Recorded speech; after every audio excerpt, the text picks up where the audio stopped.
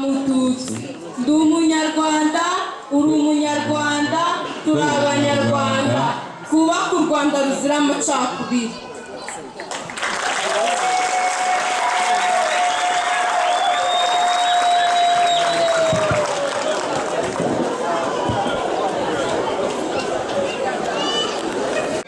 Ni ukwezi abanyarwanda babaga bejeje, ni ukwezi abanyarwanda bigaragara ko mu mateka yabo tutigeze kubamo ibyago ibyo ari byo byose muri iki gihugu kuva kera na kare. Niyo mpamvu bahisemo, igihugu cyahisemo ko twizihiza uku kwezi nako umunsi w'intwari mu kwezi kwa Gashyantare kwa buri mwaka. Nta byago byigeze kwigwira u Rwanda, nta gusuruka kwabayeho cyangwa guhunga, nta nzara yigeze ibaho mu kwezi kwa kabiri, nta bitero byibasiye abanyarwanda kuva kera na kare. Niyo mpamvu ukwezi kwa Gashyantare igihugu cyahisemo ko ariko kwezi twizihizamo umunsi w'intwari. Intwari z'u Rwanda rero zabayeho mu bihe byose. Impamvu twahuye uyu munsi ni ukugira ngo tuvome mu bikorwa, mu bigwi. Intwari zirangwa n'ibigwi, mu bigwi by'intwari kugira ngo natwe tubyubakireho, natwe tuzabe intwari mu bihe turiho. Igihugu nta gihe kitagize abubu, abubu bazabaho. Ese abubu bari kurangwa n'iki kugira ngo nabo bazabe intwari, bazabe urugero rw'abandi? Itegeko Nshinga rya Repubulika y'u Rwanda rivuga yuko tugomba kwizihiza no guha agaciro intwari z'u Rwanda. Mu ndirimbo yubahiriza igihugu tukavuga ngo mufashe abakurambere b'intwari zera izigama bararuha ngo bukorone utsinda ubukoroni n'amatsi ibihugu byayobora Afurika yose nonagaje mu bwigenge tubukomeye ubwo turi twese. Aho ni mu ndirimbo yubahiriza igihugu cyacu ivuga ku butwari bw'iki abubatse iki gihugu. U Rwanda ntabwo ruriho uko rumeze uyu munsi, ntabwo ariko u Rwanda rwanganaga. U Rwanda dufite uyu munsi rwarutaga urwo dufite uyu munsi, nako u Rwanda abakurambere bahanze rwari rugari, rwari u Rwanda runini, rwari u Rwanda rugera kure. Abakurambere rero bakoze ibitangaza. Birashoboka ko iyo hatari intwari z'u Rwanda uyu munsi twajyaga kuba twitwa igihugu cyitwa Giheka, cyangwa se cyitwa Gasabo, cyangwa se cyitwa, murabizi u Rwanda rwahoze rufite ibihugu 26, ariko uyu munsi abakurambere bararwaguye, bararuharanira, bararwubaka. Nibo bakurambere tuvuga baduhaye gakondo dufite uyu munsi. Buriya hari ibintu bitatu dukwiye gukunda, dukwiye no kuzirikana. Abanyarwanda bavuga ko tugomba gukunda Imana, tugakunda igihugu, tugakunda umuryango. Ibyo bintu ko ari bitatu buri muntu urashaka bitahana uyu munsi. Muze wiki cyambere abanyarwanda bagomba kuzirikana ni iki? Urabona ko badahari hariya. Muze wiki Imana, igihugu, hanyuma umuryango. Ibyo ni ibintu bikomeye. Abanzi igihugu rero bubahaga Imana, bari bene Imana, bubaka igihugu, bakigira u Rwanda. Akaba ariyo gakondo dufite uyu munsi. Iyi gakondo yitwa u Rwanda, ariko kugira ngo babigereho habayeho kuba bari bafite indangagaciro zavuzwe muri iki kiganiro. Icya mbere ni ukurangwa n'urukundo, icya kabiri ni ukuba indashyikirwa, ariko icya gatatu ni ukurangwa n'ubwitange. Intwari rero zibaho mu bihe byose. Intwari twavuze, twakomeje kugarukaho uyu munsi, intwari y'Imanzi Fred Rwigema bamuvuze, ndetse n'umusirikare utazwi, nuko bakoze ibikorwa by'indashyikirwa. twese duharanire kuba iki? Duharanire kuba iki? Intwari no kurangwa n'iki? N'umuco wo kuba indashyikirwa. Indashyikirwa ni ibikorwa bikomeye abantu bakoze, buriya nimuza kubireba muri za nyandiko zose bavuze.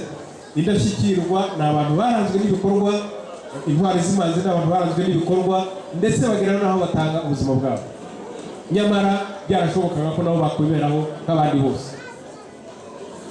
Iki gihugu rero dufite uyu munsi tugikomora ku ndashyikirwa, turitanze kugira ngo tube dufite igihugu cyiza gifite amahoro, gifite icyerekezo. Abakoloni baza mu Rwanda mu 1900 basanze abanyarwanda bafite igihugu, bafite ingabo, bafite uko igihugu cyari cyariyubatse, nta handi babisanze. Abakoloni baraza bakora ku buryo buriya bari bafite politiki yari ikomeye cyane yo kuvana ubutunzi muri ibi bihugu. Ntabwo abakoloni baje guteza imbere, ahubwo baje gushaka amaboko ku bibazo bari bafite iwabo. Ibyo bari bakeneye ni ubukungu bw'iki gihugu nako bwa Afurika muri rusange ndetse n'u Rwanda. Ariko muzabirebe nitwe twenyine muri aka karere hatigeze hava na rimwe abacakara. Abacakara muzaba ari bo serious. Kubera iki? Abakoloni baza mu Rwanda basanze igihugu cyiyubatse, bahasanga ingabo, hanyuma bagafata imyambi, bagafata n'amacumu, bahagarara hariya n'imiheto n'imyambi, bahagarara hariya ku Kagera. Buriya hari umucakara cyangwa se uwagurishaga abantu witwaga Tipo mwaramwize? Tipo ntabwo murahagera, iyo shaputeri murayigeraho, ariko abandi muramuzi Tipo. Kubera iki bamwise Tipo? Tipo niwe muntu wa mbere Abanyafurika ntabwo bari bamuzi, ariko kubera ko yari afite imbunda, imbunda ikavuga ngo tik tik. Abanyarwanda ngo wamuzungu ufite iki? Bamwita Tipo.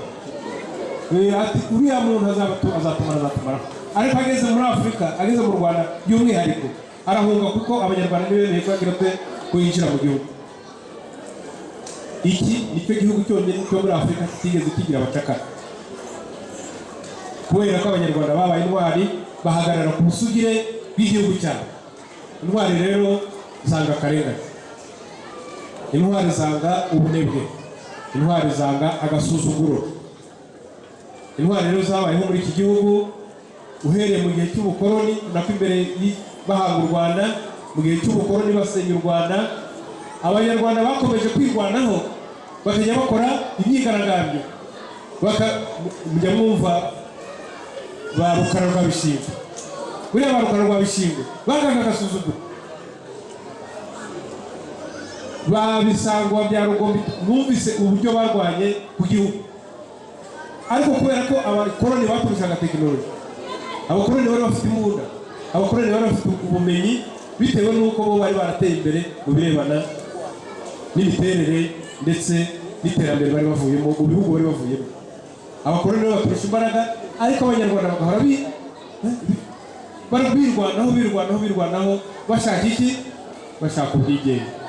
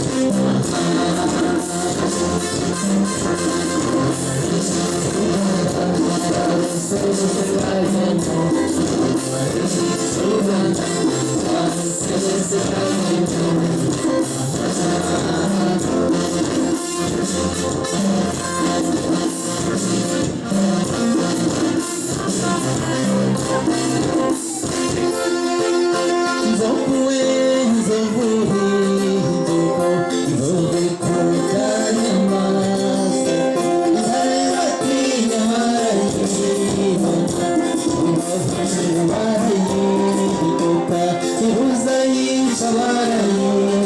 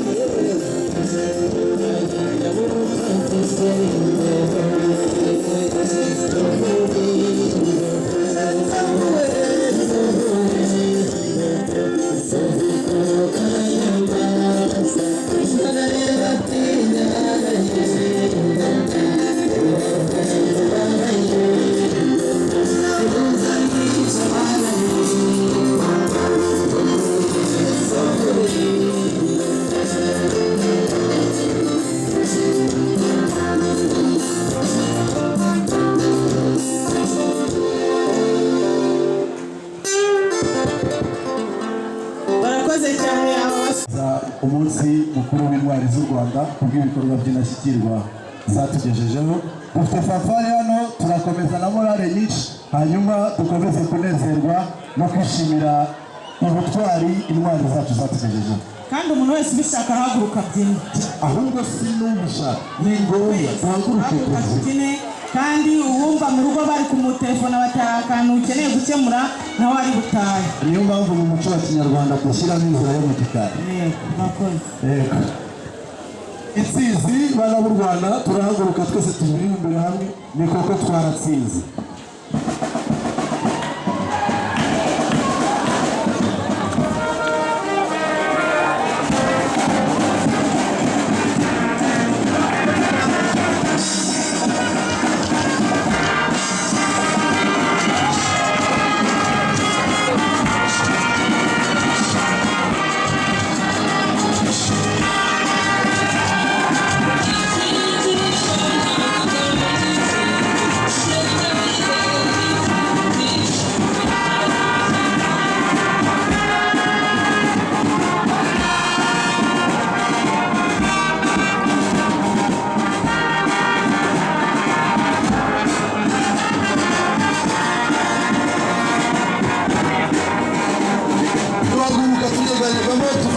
Foundation Rwanda kugira ngo turusheho kunezerwa n'umunsi wacu.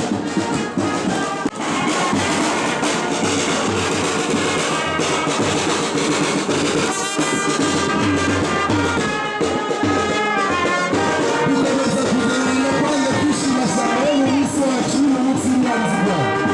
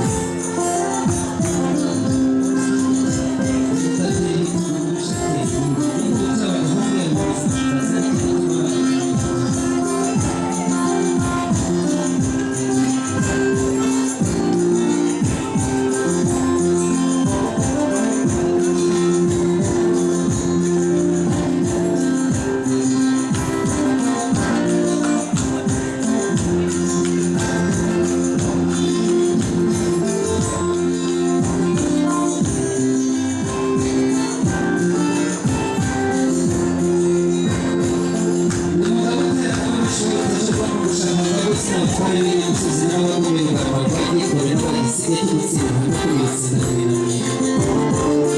abandi nkuru nini tuturutse kwa Nyakabura ari nako ntakoreshwa kwirinda ndavuga bigenda ku isi mu gitaramo harimo cyitwa imbaraga basore b'ibarabanda abandi guhanga se n'uko yabintu ati bishize boneze makuza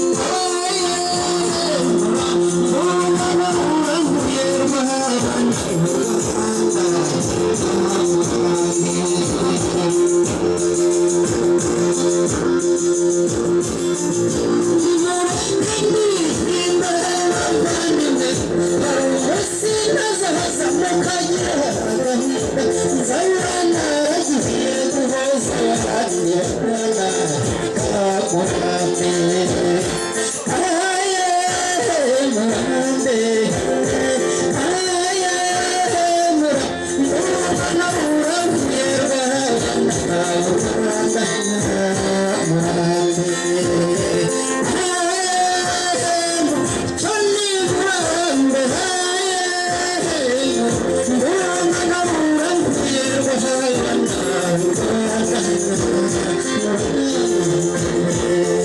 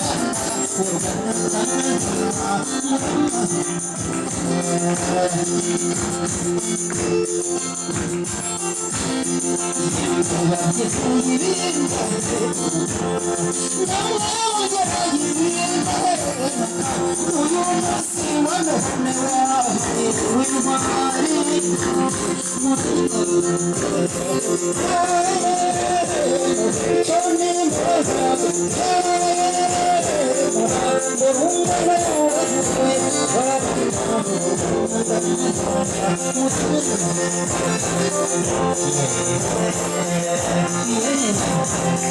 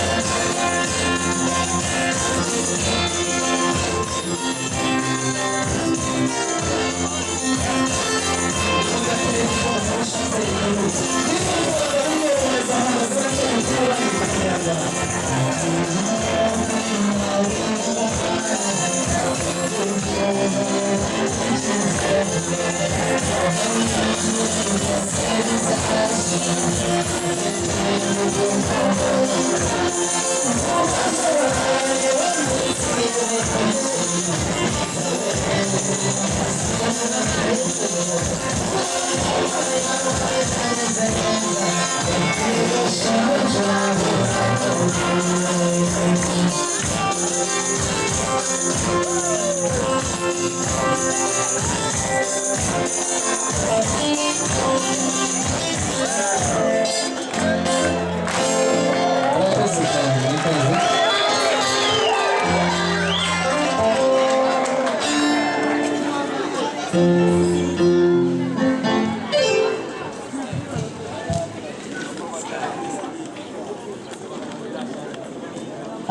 cyane kudususurutsa mico myiza. Mufashe twakire ba Nyampinga, mufashe twakire bavuge twaririmba bavuge ibikorwa habaye abatanze amaraso yabo ngo ubuzima bwacu bube butuje n'ingingo zacu zitekanye. Ni koko kandi iyo mutitanga ahacu ntihaba hakibukwa, ubuzima bwacu buba bwarazimye. Ni ukuri mwabaye intwari, ntituzahwema kubaha icyubahiro mukwiye. Ni nabyo kandi mukwiye gushimwa mugahabwa imidari ingana 1000 kuko mwaritanze bihagije. Mwarakoze rwose. Abasore mwatanze ubusore bwanyu, abakobwa namwe mutanga ubukumi bwanyu kugira ngo murengere igihugu kitavaho kizima tukibagirana. Ubutwari bwanyu niwo musingi. Ni nabyo kandi ubwitange bwanyu ntibwapfuye ubusa ndabibatuye. Ibyo mwakoze byari ngombwa, imwano mwatanze ntiyapfuye ubusa. Amaraso yanyu yabaye isoko y'amahoro tubaye. Mwaritanze muratwitangira ngo tuba amahoro. Mwatanze ubugingo bwanyu ngo ubusugiro bw'igihugu buba amahoro. Ni ukuri mwaritanze ku bwacu. Mwarakoze kwitangira u Rwanda, gutanga ubuto bwanyu mukaruta ibigwari. Amateka mwasize niyo arabakwiye. Mwabaye intwari mu byiciro byinshi. Tubita imanzi, abandi tubita imena, abandi tukabita intwari z'ingenzi. Amaraso yanyu yabaye nk'isoko, imitima yanyu ishirika ubwoba, mufata imyanzuro mudatinya. Ni nabyo kandi ntawe ubyarwa n'intwari ngo abe ikigwari. Aho bagejeje dukomerezaho, twige ku bana dukunda uru Rwanda. Urwatubyaye ruradushaka, abazadukomokaho bazasange rutuje.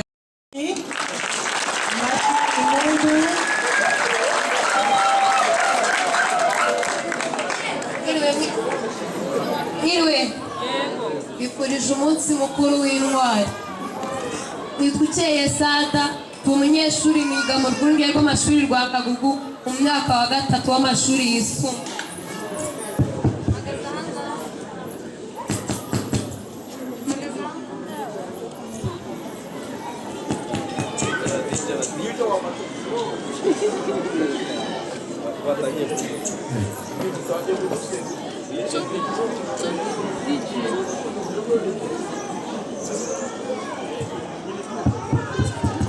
Mpagaze aha ngaha nk'umunyeshuri umwe muri club ya Rwanda mu banyeshuri ikorera mu kigo cy'amashuri cya Kagugu. Tugiye kubagezaho kugaragaza ubutwari bw'abanyeshuri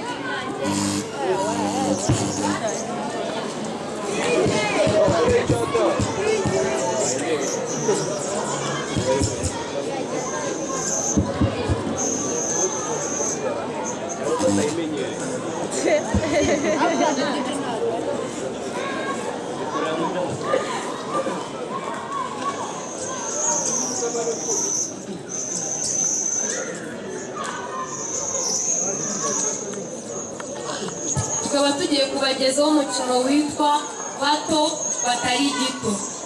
Ushaka kugaragaza ubutwari bwaranze abanyeshuri b'Inyange ubwo hasaga mu 1997.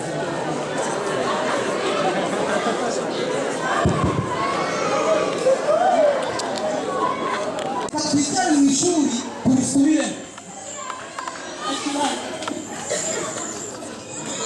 Nawe ukunda kuri kuko iyo yumvise irindwaza umutwe ikambabariza n'umutima. Cyangwa nanga watuwari cyabate. Umva mubwire igisaba nukayimbira ahubwo ujye ureka tukayicare tukayige turebe ejo hazaza hacu h'igihugu. Ibyo byo kubona ntabwo ukumva neza nawe ukayiganya nawe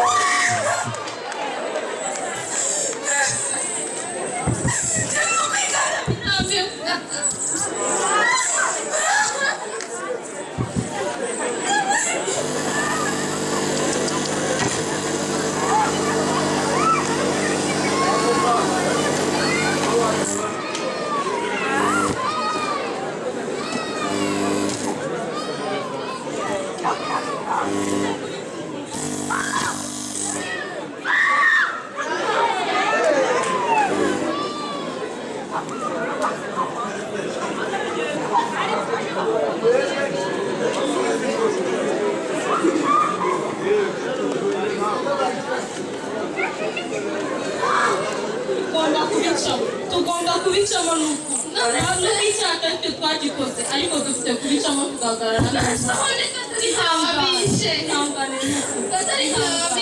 ntabwo kuza kwihisha hano ariwo mutwe w'ikibazo ko dukwiye kumasanga tukamenya ko ababyeyi babikoze kandi twese turabona rero kwigana rarira oye rwose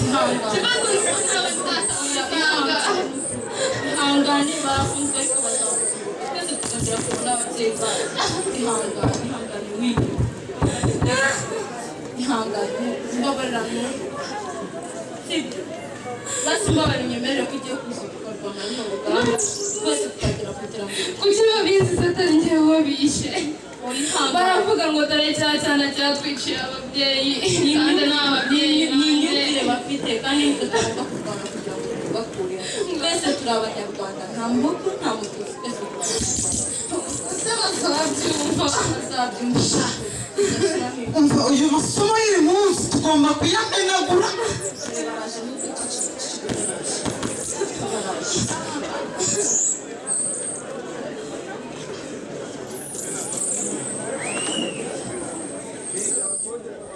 amasomo y'uyu munsi ninjye nayo kabisa ubundi mwebwe ko mbona murira habaye mwebwe mufite ikibazo reka twiteze umva wirirwa tumutunze mujye mumwihanganira rwose reka dukore icyatuzanye urabona niba uri kurira hano ngaho ceceka twige amwa mbere yuko wese mwabikoze umva mugire kuba namwe mukabo banebwe ngo mukatse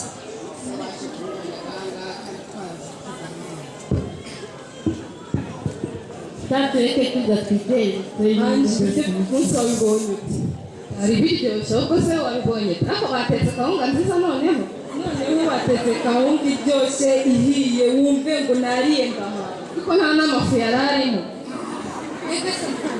ugaba nta kindi kundi mwazanywe n'indamwa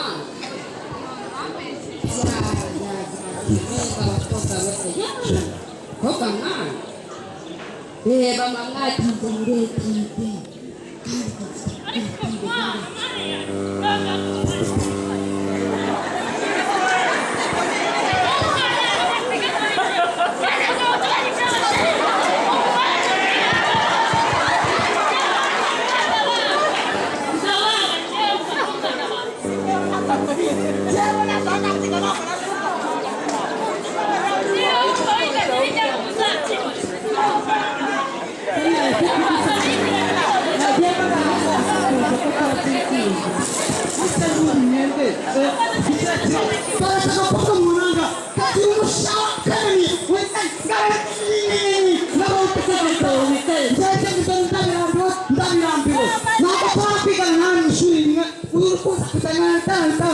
uri kunera ububabare mu mutima wanjye kandi ndisha n'umutwe byakakuta kuriza njyewe nazashwana nawe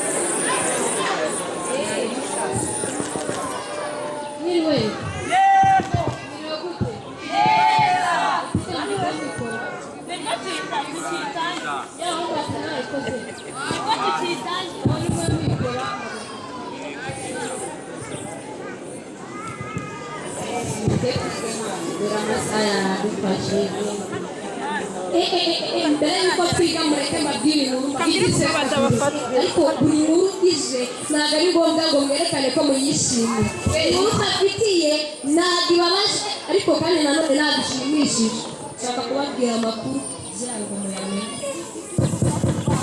mu masaha turi muri eti jye kumva numva ibintu kuri kariya gasozi k'iwacu kamukura ibintu bimeze nk'ibisasu bivuga cyane winyiterera ubwoba oya bari kubwiye kugira ngo ubumenye ibyo ni byo ntabwo mu mwizero oya ntabwo ari ibihura ni ibintu byumvishwe n'abanyeshuri ariko ntabwo ari ko nawe utamenya mubi kuko n'ejo bundi numvise ngo bahagarikaga imodoka bakavuga ngo abatutsi barimo amasakotanizanya nabivuga wari uhari ntabwo twigana mu ishuri cyangwa amakuru oya atamiyore twice bari bateye ngo bamututse kwa nta kibazo mureke twige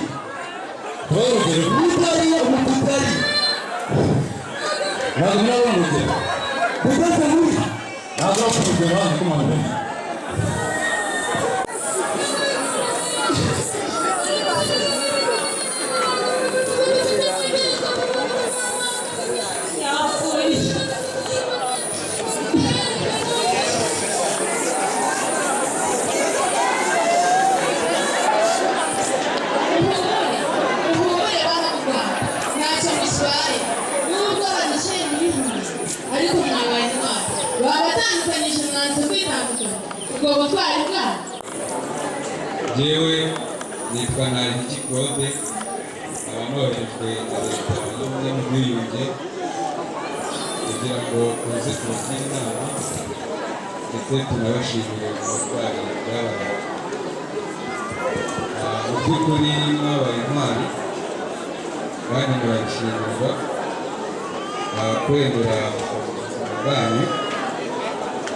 Bamwe muri mwe umugara abandi bagabo n'ihungabana, muracyari urubyiruko. Ku bw'ibyo rero turabashimira kuba mwaremeye kutitandukanya.